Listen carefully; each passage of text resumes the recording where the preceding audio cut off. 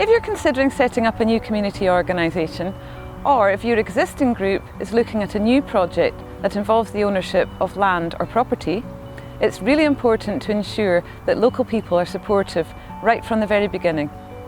This short video will give you some hints and tips on how to get it right. It's incredibly important to engage with your community because essentially this is a community project.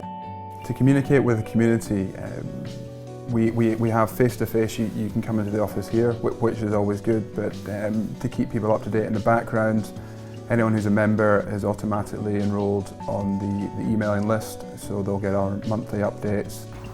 There are lots of different ways to reach members of the wider community. Remember, one method doesn't necessarily suit everyone.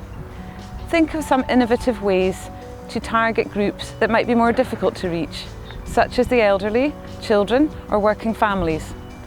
Consider going along to the Community Council meeting or other local events to reach as many people as you can.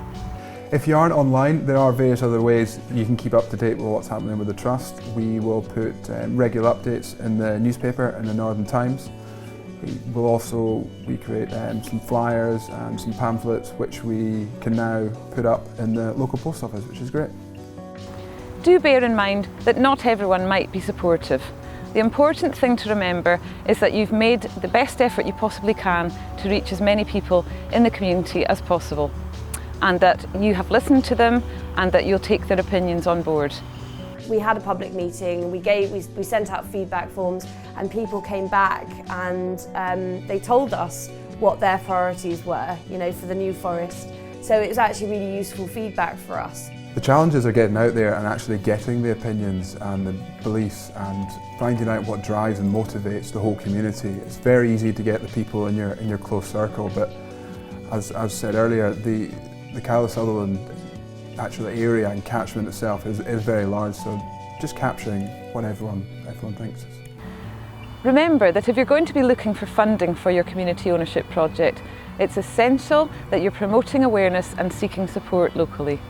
There's volunteer days, there's a whole lot of plots in the market garden, there's quite a lot of things go on in the village hall, there's lots of talks.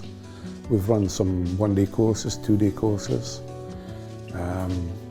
Everybody has a role really to play. The benefits of wider community involvement means that you're going to have a greater understanding of what your community as a whole wants. You're going to deliver something that's more tailored to the community itself.